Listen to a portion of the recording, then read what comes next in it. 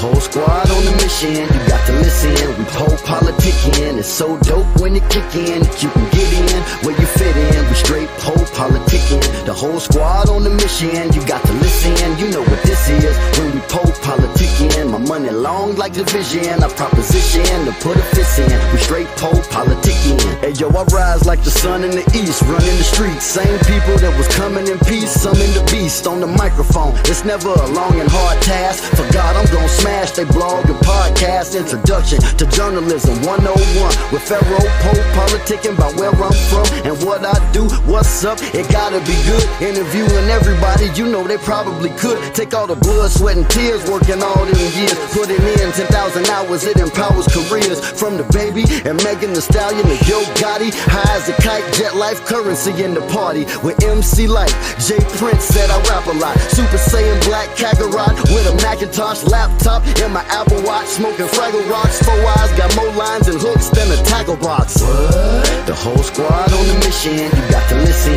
We PoPolitickin, it's so dope when it kick in. You can get in where you fit in. We straight PoPolitickin, the whole squad on the mission, you got to listen. You know what this is when we PoPolitickin. My money long like division, I proposition to put a fist in. We straight PoPolitickin.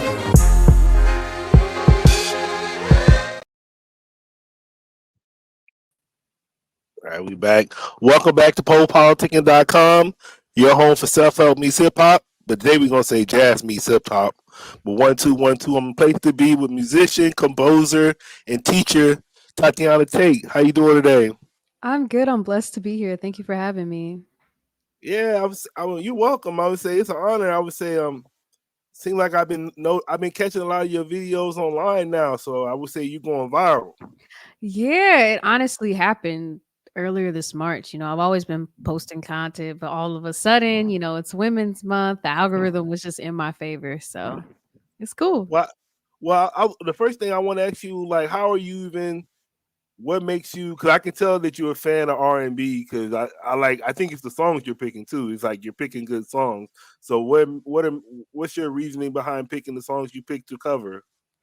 Honestly, my first ever cover that I ever posted on my page, if you scroll way, way down, it was actually Best Part. So when I first started the trumpet, before I knew any notes or sounds, I just turned on the radio when I was like 8 or 9, and I started playing to a lot of popular tunes on the radio. And over the last 10 plus years, I've developed a catalog of songs I really like. So that's basically how I, pull from what I like to play. And I also think that a lot of songs don't really showcase a lot of horns. We hear everything on saxophone. We hear Kenny G and all these people do a lot of covers, but we don't hear it on trumpet. So I really thought I wanted to reimagine the role of my instrument and show people that it belongs in everything. So yeah. That's how you from Long Beach? Long Beach, California, like Snoop Dogg. Yeah, from the same school, right? Yeah, Long Beach Poly. So how was it surviving in Long Beach? Not surviving in Long Beach. Oh no, I went to Long Beach a few times, but I always was scared just because of Snoop rapping about it. I always was scared of Long Beach. Honestly, I can say over, growing up there, it's definitely gotten a little gentrified right now. It's definitely not the same Long Beach as, when I was younger. It's definitely, more safer. Still Long Beach, but, it's definitely safer. I'm thankful to have been there because, compared to most places, Long Beach is a melting pot of like cultures and like creatives. Because, when I went to school, you had the Black people, white people, then you had your Samoans, then you had your Filipino people, and we're all just like all collective creatives. So it gave me definitely an arsenal in terms of like the different styles of music I can play. Yeah, I think I'm from Oceanside, so I think they're gentrifying all the beach cities. Yeah, definitely. Yeah, they getting all these like, nah. And then are y'all having, because even like I know out here they pass homeless laws, so they can't even, if they catch you like outside sleeping like 3 times, they put you in jail. Do y'all have any homeless laws out there like that yet or no? It's funny. I'm not 100% sure because, even though I grew up in Long Beach, I still come around, every other week. But I live downtown in downtown LA. And right now they're converting one of the old hotels into a homeless shelter because the homelessness is that bad. Because right now I live kind of by Skid Row, near MacArthur Park and all that. So It's definitely tough, and it just seems like more and more people are ending up on the street, you know. I definitely think a large contribution was that pandemic, and when people lost their jobs and everything, and some people just could not turn it around, and the government didn't really support us in the way that they should have. Yeah, I was gonna say LA is worse. Oh, it's bad. Yeah, they was saying like yeah, it's just like like a lot of people in LA was complaining, and even what's going on with, are they still like putting all that graffiti on the wall out there on the skyscraper? It's so funny you mentioned that because I drive past that all the time. They are still doing it. They're arresting people. I was like, if you're smart, they should have turned that into a whole museum. They should have propped up, open stuff, start ticketing. They could have really made something out of it. And it's like you're wasting resources trying to get rid of these taggers, but yet you got people who are homeless. Yet I can call the cops because someone's trying to break in a car. I actually had to call the cops because somebody was trying to break into the car next to me in the parking lot that I park in. But you're gonna take forever to come get here. But you're worried about people who aren't harming anybody, you know, tagging a building that's abandoned. So it's kind of crazy to think about. Then I know Oakland and San Francisco is getting bad too. So I was actually reading like a lot of people, like it's more people like leaving Cali right now than coming in, just because the prices Exactly. and the crime is getting bad out here. It's funny because for the price that I pay for just a small studio and like the studio the size of a bedroom in downtown LA, I can get the same thing in like other surrounding cities, you know? If I maybe pick Torrance or Glendale or something else, but LA it's just a mess.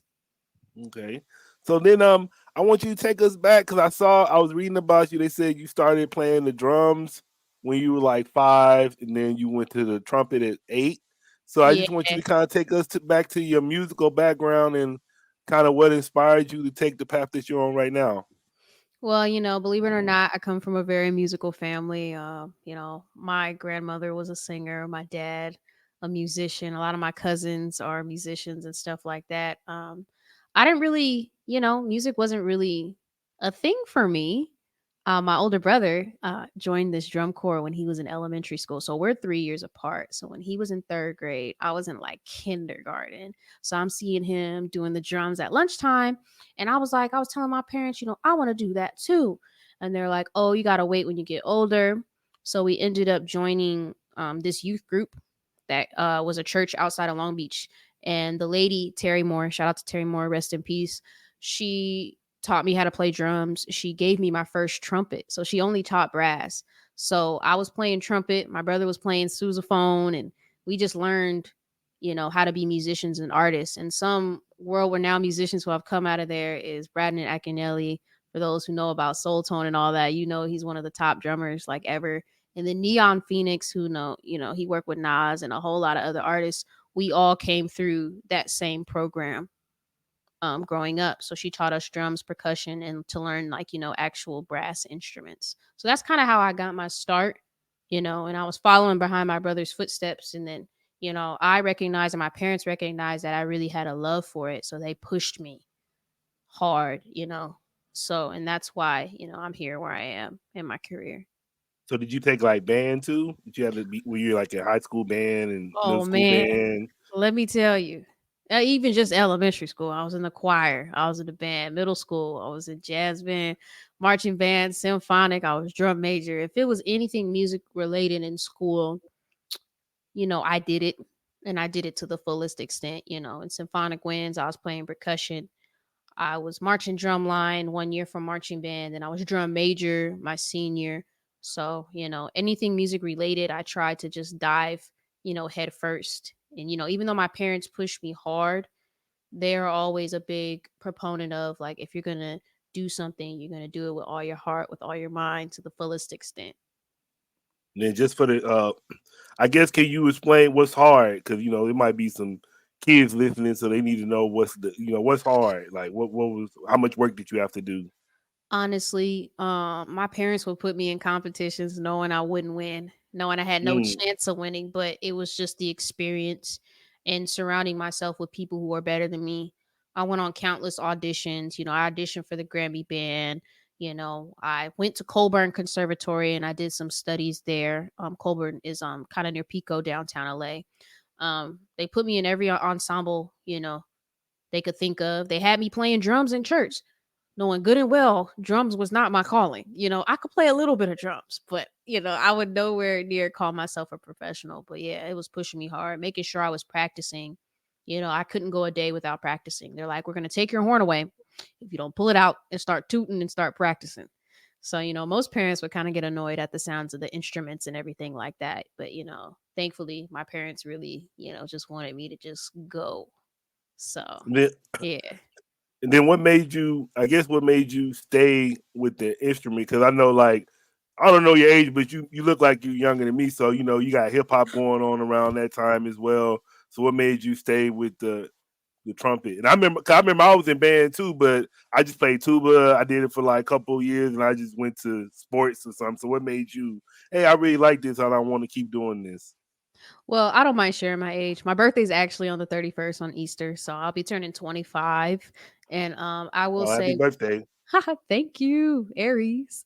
Um, I had a moment when I was 9 years old. It was one of the first times I ended up playing the trumpet in the church. I was playing How Great Is Our God. And for all my musician, it's only like I only knew three notes. Ba dee da dee da dee da da da da. That's all I knew, and I just kept looping that. And it was the first time my parents put me on the stage in the church with my horn, and I was so nervous, and I only knew a couple of notes.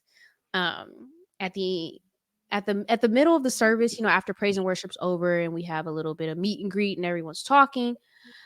This homeless man walked through the church and came up to me, and he said, I heard your horn and I came in off of the street and I needed to find out where the sound was coming from. And then, months later, that man ended up joining our church and being a part of our worship, in our Mm, church family. And, at 9 years old, I didn't really know what it meant, to touch someone musically because I only knew a few notes. And I was so worried about how I sounded and the fact that I didn't really know much. But knowing that I touched someone in my young mind, I knew that that was something that I was called to do. And then throughout my career, I've had these instances where people have said that, like, I've touched them, I made them feel something, or like people have cried, after hearing me play certain things. And for people who know me, who see me live, they know like I just play with pure like emotion. So, that's how I knew that it was like my purpose to, play the instrument. and then did you? Because it sounded like you just dove into music. So did you even know about like like some of the artists, or did you like do you have any like inspiration as far as musicians that you look up to, or did you always just play? Well, you know what? My parents are, fond lovers of music. Even before I was born, they were always going to the Long Beach Jazz Festival, Newport Jazz Mm, Festival. That was their thing. They were that couple that wears their little sun hats and goes to jazz okay. festivals. Yeah.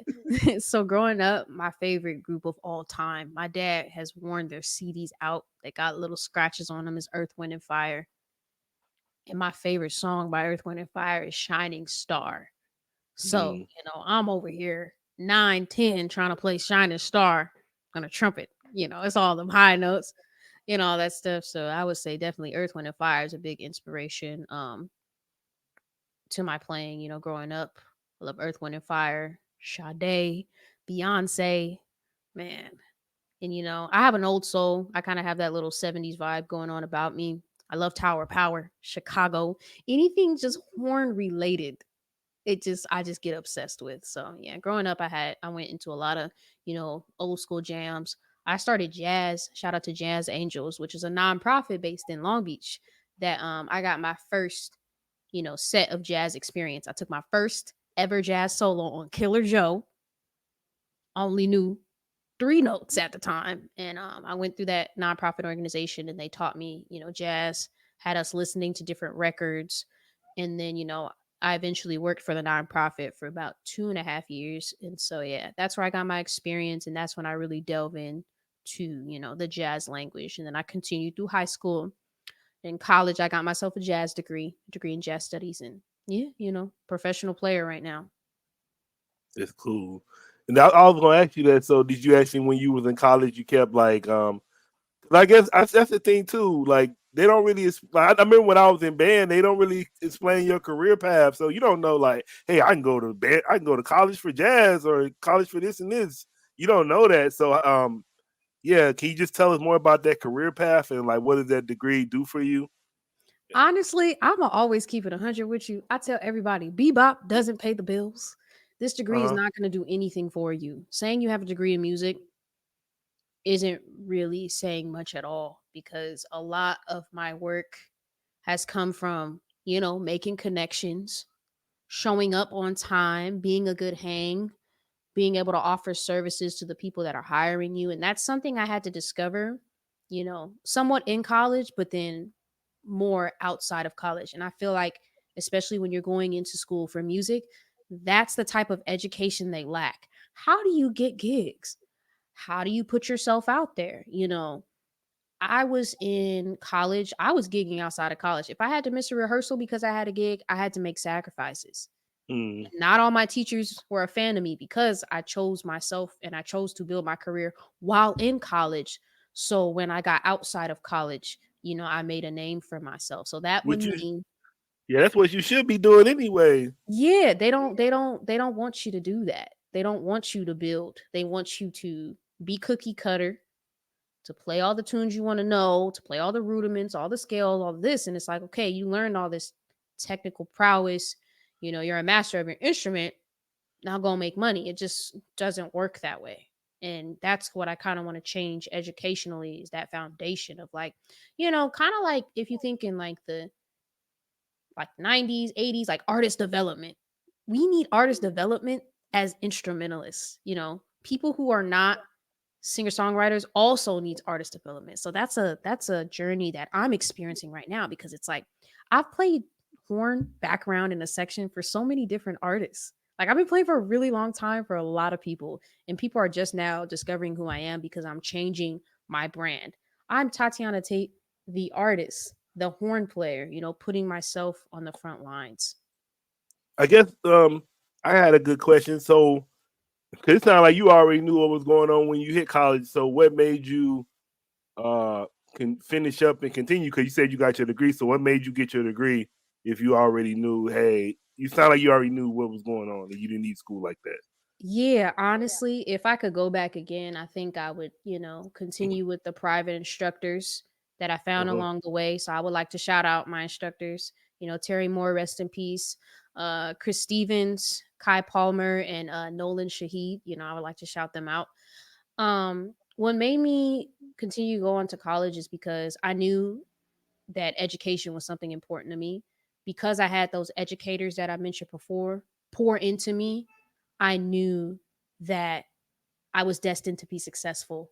But not everyone is as fortunate as me to have educators pour into them and to help support them moving forward. So I went to school because I know in the end of the day, I want to have my own, I want to have my own music school. I want to teach, and educate. So I knew that degree was going to get me there. So in order to teach, I had to have that degree. So that's why I ultimately decided to continue. Mm. That's what's up. Yeah, I was gonna ask you because I saw that you was a teacher as well. So, just let us know more about what you teach. Honestly, I teach a little bit of everything.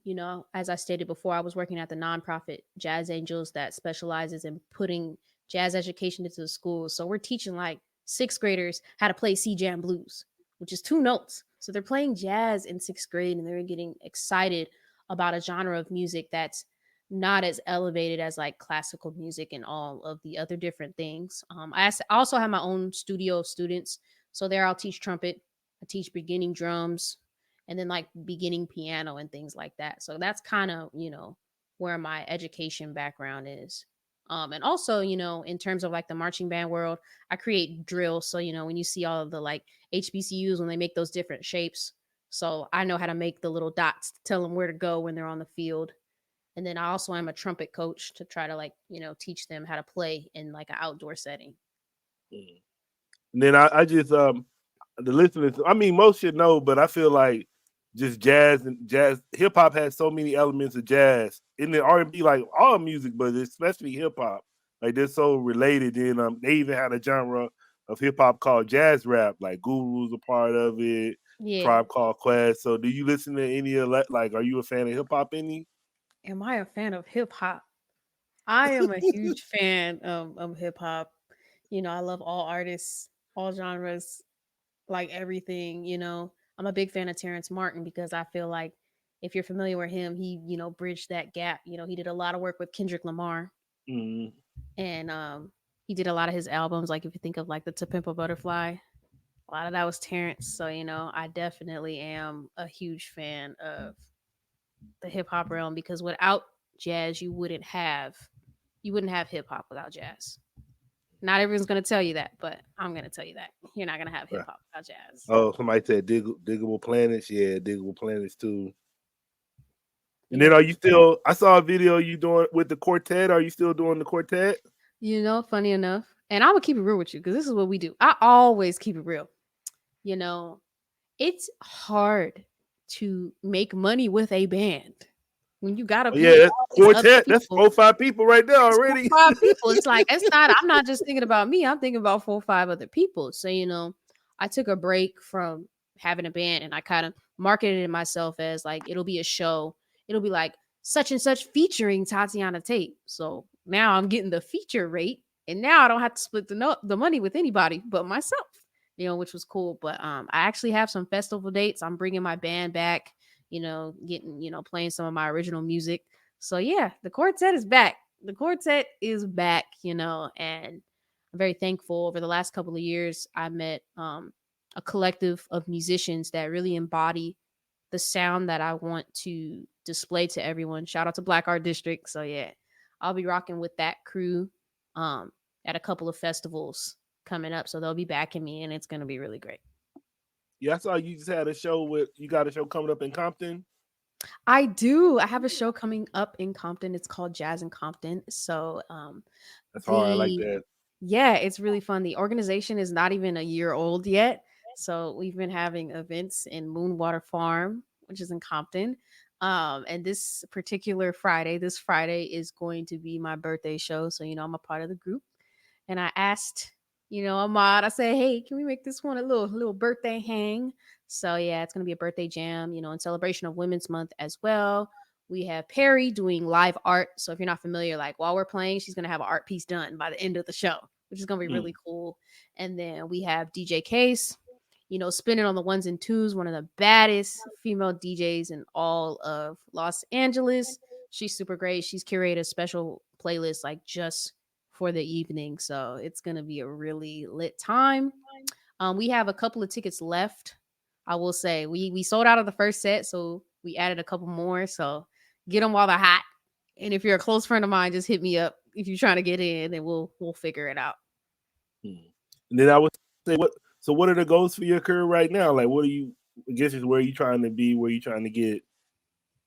Well, the goals from my career, I try not to put too much pressure on myself. People always say, well, where do you see yourself in 5 years, or where do you do this? Honestly, I'm just happy to see the next day. But I will say a goal for myself is to release some original music. I have stuff that I play live, and I'm like, let me get in the studio. I had a long performing season, but then I think right now I'm still going to perform, but I'm also in a creative season. So changing my mindset to, putting the pen to paper and just, putting out all my tracks and all the things that I've been working on over the last, couple of years. That's definitely a goal of mine. I have some dream artists that I want to play for. One of the videos I went viral for was Jasmine Sullivan, Pick Up Your Feelings. Um, she's always been a huge inspiration to me, and I know she just lost her mother a few months back, so I'm sending my love to her. But I also was aware that she's going on tour, so she's definitely an artist that I have my eyes on. And then Beyonce is also an artist that I have my eyes on. They always say it's Beyonce's internet, so if you're listening, B, I'm here. Uh, And yeah, just growing as an artist is important to me. Growing in my faith is important to me. uh 6 months ago last year, I had a couple of friends of mine. They're like, really focus on your content, like commit like 6 months of constant content, putting yourself out there, and then if you don't like it, then don't do social media, but take 6 months to really really commit. And I would personally say I got in a month 3 or 4 when started going viral and all that type of stuff like that. So yeah, those are just a couple of goals that I have right now. And then when you say you got your eyes on those artists, are you saying like those are artists you want to work with? Those are artists I want to work with. Those are artists I want to play for. Those are artists I want to be in the same room with, in whatever capacity, with those specific artists. There's definitely a long list. But yeah, there's a lot of people that, I definitely want to work with and meet. And I know, if it's in God's plan, it'll happen. And then I was thinking about you because I was like, okay, so you said you started when you was 8, and then Yeah. you're like 25, so that's already like 17 years. And I know they say the mastery is like 10,000 hours. So I was like, you probably already a master. So I was like, what's motivating you to improve and to get better now? Honestly, I think because at a young age, I was always surrounded by like, older, more seasoned musicians. I've always had this constant hunger to be better. Like I was recording a track right now and my homie Wayne was mixing it. I was like, no, no, no, I got to do another take. I want to be better and better. So I have a lot of self drive, but also you got to surround yourself with people who are doing what you want to do at a higher level. That's the only way you're going to get better. Because if you're only as good as the circle around you. So that's why I always surround myself with the best of the best, so then I can be the best of the best. Okay.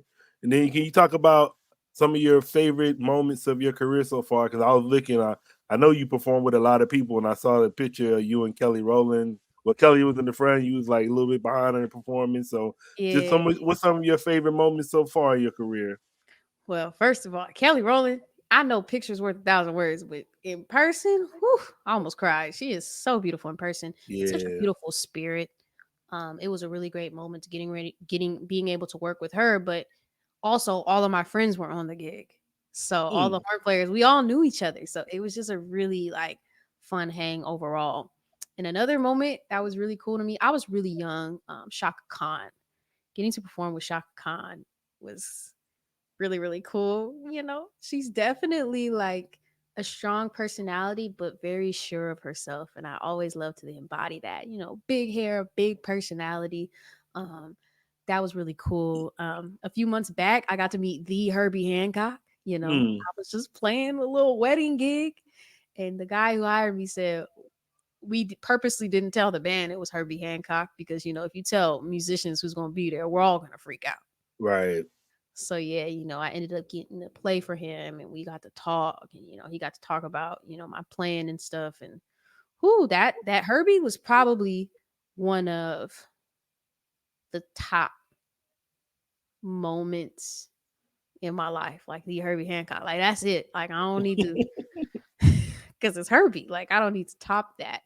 But I would say another moment would probably be in high school. I ended up winning the Maria Javier Memorial Scholarship, and I believe I was the first girl to win it at the time at our school. And so it was my senior year, and we had no idea, who was gonna get it. It's all, anonymous. You apply and they pick. When they said my name, and I was like, this is a culmination of, me working hard and me getting through all my high school drama. It just, that moment meant a lot to me. That's what's up. Yeah, I remember that Herbie Hancock. That was like one of the first songs I remember when I was little. That do do do do do do do. I was like, "What is this?" And I saw the video. I was like, "Man!" So that was like probably one of the first like jazz songs I remember. Then I don't know. Like now when I get older, I just noticed they got a lot of jazz on Looney Tunes and stuff. Yeah, they Like do. They in the do have a lot of cartoons, they put a lot of music, jazz music, cartoons and stuff. that. Yes, they do, and that's honestly really cool. I'm glad they're still, keeping it in there. And then I would say, what do you like to do outside of making music? Ooh, outside of making music, I am a foodie, and I'm fortunate enough to live in Los Angeles, the food capital of everywhere. So yeah, in between that, I try not to because it's expensive, but I go out to eat so much. If I got paid from a gig, more than likely half that money is going to food. So me and Yeah, my friends, shout out to Aisha eats, Aisha and Sean eats plates with Patrice. So we go out and eat a lot, and like I love to do that, do reviews and check out the latest places. Is definitely a thing for Oh, me. so you give up your places now? 'Cause I saw an interview. You was like, you don't want to give up your places because it might get busy. I was like, dang. Look, look, look. I don't I like to thought that give up was my funny. places, but since I'm from Long Beach, I'll just give out a couple of local places that I like. So I'm gonna just say I love Bacon Broil, John Ward's Bacon Broil on Atlantic. That's probably that place is actually very nostalgic to me because my parents would take me there after every milestone that like I've ever had. I've had birthdays there. Um, when you get promoted from elementary to middle school to high school, my mom and I would go there. If I'm having a rough day, I would go there. So Bacon Broil's that spot got some of the best food in town, best breakfast, best everything, best pot pies. They got them fresh cinnamon rolls like made from scratch, the cakes. I love Bacon Broil in Long Beach. Shout out to y'all. I was literally there last week. Um, and then I would say, yeah, that's one of my favorite spots. And then I love Shoots on Atlantic. I think Atlantic just has all the hot spots. That's It toward the sound north like it. side, like near Jordan High School on the north side. They got them fried kimchi butter chicken sandwiches. Mm, it sound good. So good. Like it makes me want to get one right now. But yeah, those are just a couple of spots that I really, really love. What about like cause you naming all the local spots. You ain't got no national places you like to go to? National National places chains? like Yeah, Chick-fil-A. national. Chick-fil-A. Yeah. What's your national spot? Like national chain. Okay, I look, I'm a sucker for Chick-fil-A. I don't even know why. Maybe it's the lemonade or chicken. I love me some Chick-fil-A. I love California Fish Grill. Okay, fire. Let's see what else I like. I like In and Out. I think I like everything pretty typical to the next person. I'm not too picky, but I don't know if they have. I don't think they have these everywhere. But Simply Salad is really good.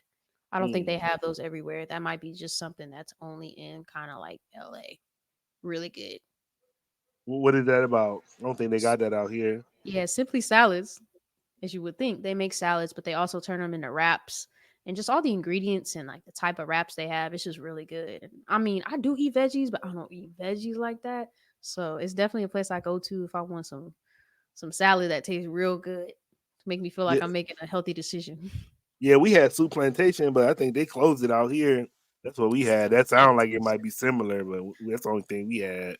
Oh, soup plantation. I don't know if I ever been to soup plantation, but it's interesting. Uh, and then what would you say to inspiring? Because I saw you were saying something today. You kind of made a post today. It sounded like you was talking to new artists. You were saying that you have to know your worth. So you said something of that effect. Yeah, my dad stresses to this to me all the time. Is like, you gotta know how much you're worth, and people are only gonna value you as much as you value yourself. It's been a big thing over the last few years of like musicians taking $100 gigs. Now, Mm, work the for free. majority, yeah, basically the majority of gigs in Los Angeles, a lot of them are low paying. And the thing about it is there's always going to be somebody who's going to take it, regardless of the price. They're going to take it, and it takes all of us as a music community to say enough is enough and to get paid fairly. And that's all I want to teach a lot of upcoming people is like I understand in the beginning because I had to hustle. I played for free, or as they like to call it, exposure, for a really long time. And because of that, I got burnt out and I resented a lot of people because it's like I played for 3 hours and you pay me $50. Like that's less than minimum wage. And it's like Yeah. not only am I playing my horn, a lot of times when I come to stuff, if I'm playing my horn and DJing at the same time, I'll bring my horn, my equipment, show up early. I got to get gas to get to the venue. I got to be there a couple of hours before everyone else, set up all my stuff, play, break it down, do all of this. And now I've invested, at that point, over 6, 7 hours. And you end up with $50 to $100 is just, it isn't right. And the crazy thing about all of this is a lot of musicians are getting paid just as much as we did 20, 30 years ago. Mm, So you got, if you think of your regular minimum wage jobs, everyone else is getting paid more, but the musicians aren't, you know?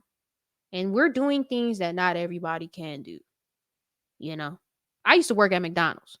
You could teach anybody to go how to flip a burger, but you can't teach mm. somebody how to play like I do. You can't just replicate that overnight. So just reminding, a lot of musicians to just, respect yourself. How much do you respect yourself? Do you feel like you're worth $100, or do you feel like you're worth $100 million? I feel like I'm worth $100 million and a boat and a yacht and everything in between. So I'm going to carry myself and conduct my financial business as such. Yeah, they say know your worth, then triple it. Quadruple it, everything. Yeah, that's wild. Well, I don't know. I don't know how they. I mean, but I guess like how do they like? Because you say everybody gonna take the gig. Like, how do they prevent from doing that though? Like, if somebody always gonna take the gig no matter what. Honestly, it's just constantly having that conversation and reminding people. And I know that people see it's funny because you saw my story, and then I got like 15 other people who tried to hit me for some $100 thing, like, oh, you know what, you're right, or oh, this. Like, a lot of people are seeing it. It's just constantly having that conversation in hopes that it'll strike a nerve. Actually, this was yesterday.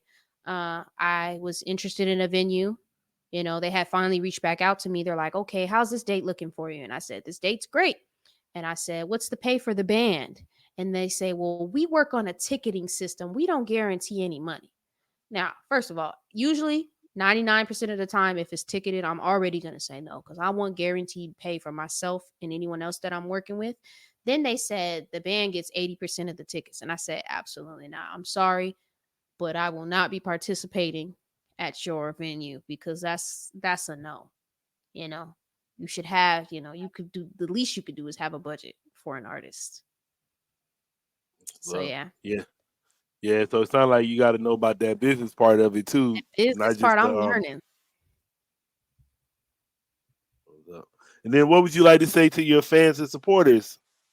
I saw a couple of people pop up in here. I just want to say thank you so much.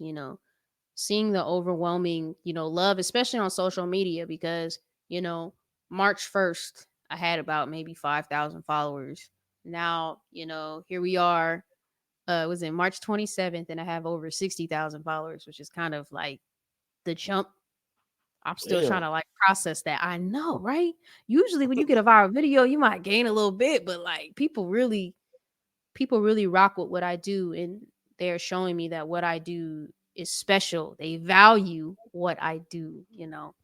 I think some advice I'll give to people is don't stop, because I got frustrated with the content. I'm like, this is kind of corny. Why am I doing this? La, la, la.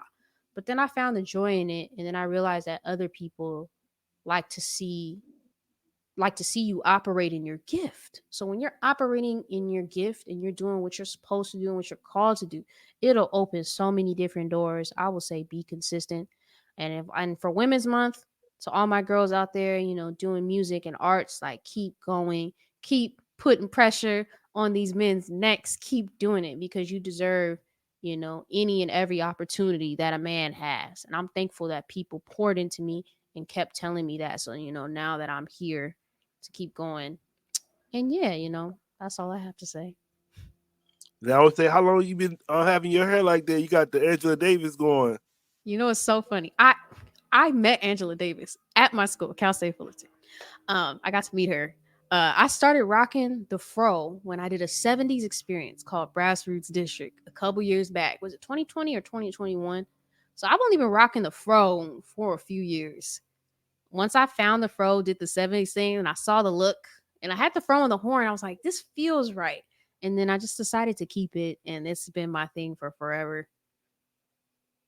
Now, so with your social media, did you have a strategy, or you was like, I'm just gonna put something out every day?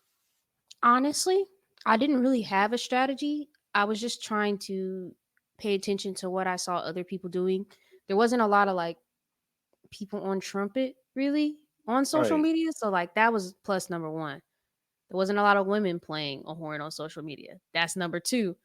I just noticed that a lot of people who have followers is consistency. So if you could maybe post twice a week was a lot. I was posting once a month for a long time because that's the capacity I had. So I was trying to post twice a week. Make sure you have good camera and good audio quality. I use this exact same mic I'm using now to record. So, you know, be consistent.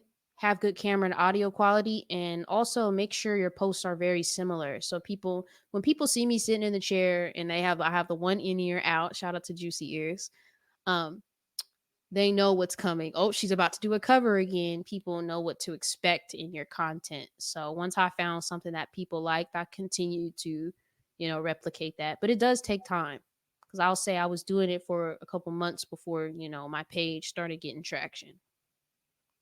So you gonna keep doing it for a while, or Yeah, I'm gonna keep doing the covers. I think they're really fun because, even though I have a degree in jazz, when I'm creating content, I try to adhere a lot of my playing to the listener. Like I can just run a bunch of scales and, go all crazy, but it's like I want to be tasteful. And I also reimagine my role. Like, okay, if Sade let me play this record, how would I solo on it? mm. That's actually the song I just got finished doing. So I'm going to drop that tomorrow, because people are like, oh, do this, do this. And it kind of challenges my mind, is what I really love. When people give me suggestions, I was like, I never would have thought to do this song. So, that's kind of what I think about. I like it. I love to doing this content. It challenges me. It kind of, expands my repertoire. And it's just a really good thing to improve my playing.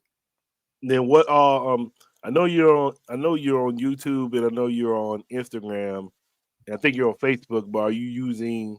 I know everybody talking about like a TikTok. Are you using TikTok right now? I am using TikTok. So all my platforms are the same. My Instagram is at Tate Music. My Threads is at Tate Music. My TikTok, YouTube, all of that is at Tate Music.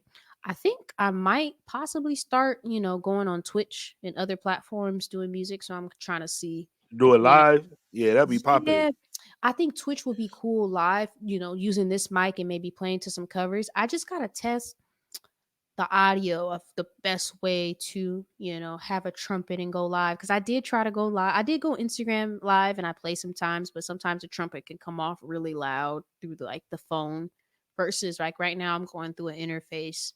So seeing the balance of that. So I'm gonna try to figure that out over the next couple of weeks. That's tight. That's tight. All right. I want to say thank you for coming through politicking with me.